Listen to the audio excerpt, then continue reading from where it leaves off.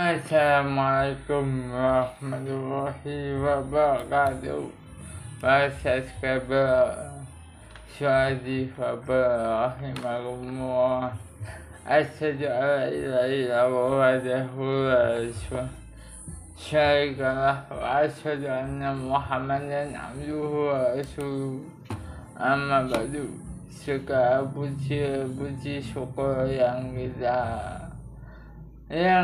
terima adalah karunia dari Allah Subhanahu wa Ta'ala. Para subscriber Syadi Fabar sekalian dan para subscriber itu adalah pemberian nikmat, makanya itu malah kita harusnya bersyukur atas nikmat yang Allah berikan kepada kita semua. Salawat dan salam semoga selalu tercurah limpahkan kepada baginda Rasulullah SAW, untuk keluarga kanjeng Nabi dan para sahabat, para ustadz, para wali dan para pengikutnya, termasuk kita para subscriber Syadi Fabar. Semoga kita mendapatkan hidayah dan semoga kita mendapatkan syafaatnya di yaumil kiamat nanti. Masyaallah muslimin, para subscriber Syadi Fabar semuanya yang dirahmati Allah. Pada kesempatan hari ini yang berbahagia, saya akan membacakan cegah korupsi melalui etika dan integritas. Para subscriber Syadi Fabar yang saya banggakan dan saya sayangkan Allah, tidak ada jalan lain yang menyelamatkan kita kecuali dengan membangun akhlak dan integritas kita pribadi. Para subscriber Syadi Fabar semuanya, karena integritas akan menghidupkan nurani keberagaman, menciptakan kedamaian dan ketentraman hidup, dan menggapai kemuliaan hidup serta ridho ilahi Allah. Hadirin para subscriber Syadi Fabar yang sedang mendengarkan podcast channel YouTube Syadi Fabar yang dirahmati Allah rahimahullah, dan aspek penting dalam tujuan syariat Islam atau maqasid syariah adalah penjagaan harta, hifdzu mal, penjagaan harta agar tidak ada yang saling dirugikan, dan merugikan adalah dengan mengedepankan akhlak budi pekerti yang luhur sebagai misi diutusnya Rasulullah SAW untuk menyempurnakan akhlak, dan akhlak yang baik tidak akan terwujud tanpa iman yang kokoh yang menjadi inti agama. Kata iman satu akar kata dengan aman, amin, dan amanah atau integritas. Hilangnya integritas seseorang sama saja hilangnya dapat subscriber suara difabel. Kehilangan materi bisa dicari, tetapi hilangnya integritas kemana hendak dicari bahasa sahabat suara difabel sekalian yang saya cintai Allah. Perilaku koruptif bersumber dari nafsu dunia yang tak terkendali. Rasulullah Shallallahu Alaihi Wasallam pernah memberikan peringatan cinta dunia menjadi sumber segala dosa. Rasul Kulu Qadiyah. Kecintaan terhadap harta pada gilirannya akan menjadi seseorang yang ingin kaya, tidak peduli pada proses atau metode, maka muncullah budaya instan nabas dan pintas. Hadirin para subscriber suara difabel yang dirahmati Allah, beragama sejauh Hanif memerlukan pengendalian nafsu. Nafsu apabila dipertujukan pada gilirannya akan mencintai dunia yang tak pernah terpuaskan. Karena sifat dunia membuat pecintaannya kurang tidak pernah cukup, karena khawatir tidak pernah tenang, sibuk tidak pernah longgar. Puncak dari nafsu dunia akan mematikan rohani. Pressure without conscience. Para subscriber suara difabel, dalam persepsi Islam ada banyak ayat dan hadis yang menjelaskan tentang posisi atau hukum korupsi dalam pandangan Islam. Di antara firman Allah Subhanahu wa Ta'ala, Tuhan yang Maha Pemilik segalanya, dalam surat Al-Baqarah ayat ke-188. Artinya, dan janganlah sebahagian kamu memakan harta sebagian yang lain di antara kamu dengan jalan yang batil, atau janganlah kamu membawa urusan harta itu kepada hakim supaya kamu dapat memakan sebagian daripada harta benda orang lain itu jangan berbuat dosa padahal kamu mengetahuinya. Dari ayat di atas sangat jelas ajaran melarang untuk kita untuk mengambil harta orang lain dengan cara yang tidak benar, dan larangan dalam pengertian aslinya bermakna haram atau tidak sah.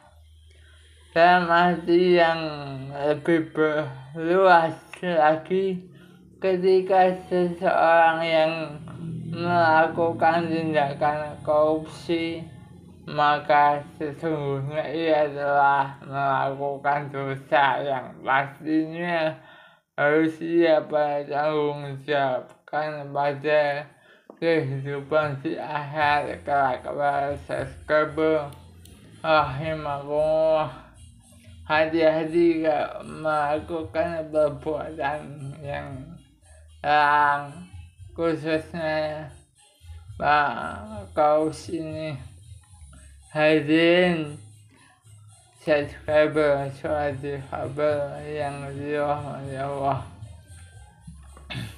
Secara gamblang dalam UU nomor 31 tahun 1999 UU nomor 20 tahun 2001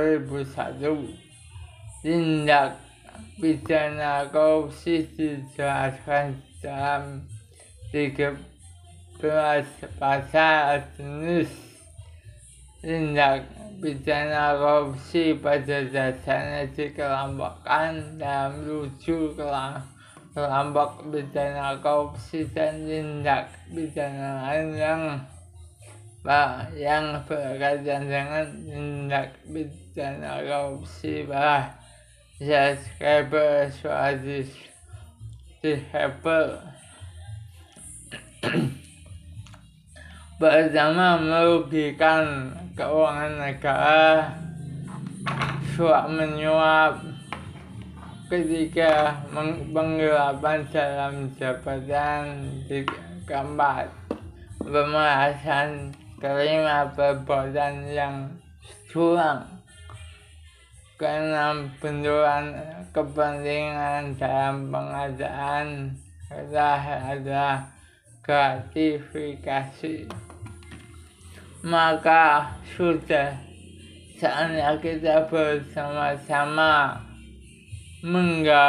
menggaungkan semangat melawan dan menghindari dari perbuatan korupsi tersebut. Lebih lanjut, firman Allah Ta'ala dalam surat An-Nisa yang artinya, wahai orang-orang yang beriman, janganlah kamu memakan harta sesamamu dengan cara yang batil atau tidak benar, kecuali berupa perniagaan atas dasar suka sama suka di antara kamu. Janganlah kamu membunuh dirimu. Sesungguhnya Allah adalah penyayang kepadamu. Hadirin para subscriber rahimakumullah. Di sini sudah jelas mengambil harta yang bukan miliknya termasuk di antaranya adalah korupsi. Haram hukumnya sama dengan haramnya dengan berzina, membunuh dan semacamnya. Oleh karena itu, saya selaku admin suara difabel memohon semakin jelas bahwa ajaran Islam memerintahkan setiap muslim untuk menjauhi perilaku korupsi agar terwujud tatanan kehidupan yang lebih sejahtera, penuh dengan rahmat Allah Subhanahu wa Ta'ala. Di sisi lain, termasuk perbuatan korupsi selain riswah adalah gulul. Orang yang berbuat gulul ini mengambil milik orang lain secara sembunyi-sembunyi, kelak pada hari kiamat akan datang membawa barang yang ia curi dan tidak akan disembunyikan lagi. Mereka akan mendapatkan balasan perbuatan itu sebagaimana diterangkan dalam tafsir Al-Quran. Di antaranya adalah dosa-dosa yang dianggap sepele oleh sebagian besar masyarakat adalah al-ghulul. Al-ghulul maksudnya mengambil sesuatu yang bukan miliknya dari harta bersama atau memanfaatkan barang inventaris kalau untuk kepentingan pribadi atau keluarganya, bukan untuk kepentingan secara umum. Bahasa Skripal suatu kabar ancamannya berupa al-ghulul telah disebutkan dalam Al-Quran. Kanjeng Gusti Allah Subhanahu wa Ta'ala berfirman dalam surat Al-Imran ayat 161, tidak layak seorang nabi menyelewengkan harta rampasan perang. Siapa yang menyelewengkannya, niscaya pada hari kiamat dia akan datang membawa apa yang diselewengkannya itu. Kemudian setiap orang akan diberi balasan secara sempurna sesuai apa yang mereka lakukan, dan mereka tidak dizalimi. Hadirin baca Skripal surat Al-Fabel yang dirahmati Allah. Surat Al-Fabel bahasa Skripal. Kemudian istilah ghulul dipakai untuk pengkhianatan dalam masalah harta sebagaimana yang dijelaskan oleh Rasulullah SAW. Hadiah diterima oleh seorang pejabat atau pemimpin karena jabatan itu termasuk ghulul yang diharamkan oleh Allah Ta'ala. Rasulullah SAW pernah bersabda, hadiah untuk bekerja atau pegawai itu adalah ghulul khianat. Hadis riwayat Ahmad yang disahihkan oleh Syekh Al-Albani. Dalam riwayat lain, baginda Rasulullah SAW juga bersabda, hadiah untuk pemimpin adalah ghulul khianat. Hadis Tabrani dan Baihaqi dari Abu Humaid Asy-Syaidi radhiyallahu anhu mengatakan bahwa Rasulullah SAW pernah memperkarasakan seorang yang dari kabilah Asdi yang bernama Ibnu Al-Ridbiyah yang mengurus zakat. Setelah bekerja, ia datang menghadapi Rasulullah SAW berkata bahasa Skripal surat Al-Fabel, ini untuk Anda dan yang ini untukku. Aku diberi hadiah kan mendengar ini. Rasulullah berdiri di atas mimbar. Saya berkata, ada apa dengan seorang pengurus zakat yang kami utus?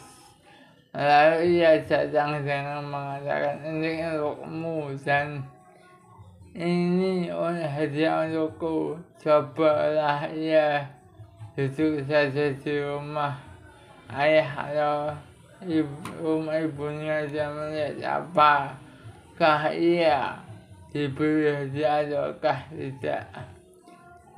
Demi Allah, tidaklah seseorang yang datang dengan mengambil sesuatu dari yang tidak benar melainkan ia akan datang dengannya pada hari kiamat. Lalu dia akan memikulnya di lehernya jika yang diambil adalah unta. Maka dia akan keluar suara unta pada subscriber, suara difabel. Jika sapi maka akan keluar suara sapi, jika kambing maka akan keluar suara kambing. Kemudian beliau mengangkat kedua tangannya sehingga kami bisa melihat putih kedua ketiak beliau Shallallahu Alaihi Wasallam dan mengatakan, wahai Allah, aku telah menyampaikannya. Hadis riwayat Al-Bukhari dan Muslim. Diceritakan dalam tafsir Ibnu Katsir ayat tersebut saat perang Badar yang saat itu sebagian dari sahabat yang ada yang berbuat korupsi dalam pembagian ghanimah. Ibnu Jarir meriwayatkan dari Qatadah dan Abi Ibnu Anas. Ibnu Katsir menjelaskan ancaman keras dan peringatan yang kuat, dan sunnah pun menyebut larangan melakukan hal tersebut dalam berbagai hadis. Allah berfirman dalam surat Al-Imran yang artinya tidak layak seorangnya Nabi menyelewengkan harta rampasan perang. Siapa yang menyelewengkannya, niscaya pada hari kiamat dia akan datang membawa apa yang diselewengkan itu. Kemudian setiap orang akan diberi balasan secara sempurna sesuai apa yang mereka lakukan, dan mereka tidak dizalimi. Al-Imran 161. Hadirin para subscriber suara difabel yang dirahmati Allah, tidak ada jalan selain yang menyelamatkan harta kita kecuali bagaimana akhlak dan integritas ini kita bangun. Mengapa? Karena integritas akan berbuah hidupnya nurani, beragama, menciptakan kedamaian dan ketentraman dalam hidup, dan menggapai kemuliaan hidup serta keridhaan ilahi Rabbi. Sebaliknya, ketidakjujuran akan menciptakan keresahan hidup, matinya nurani, kehinaan dan murka ilahi.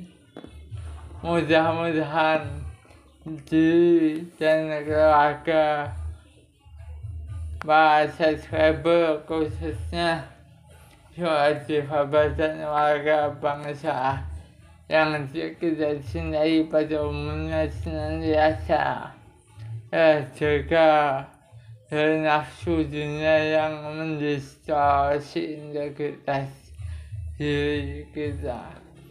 Ilahi taufiq wal hidayah. Pada saatnya konten ini berakhir. Asyhadu an la ilaha illallah wahdahu la syarika lah, asyhadu anna Muhammadan atubu ilaik.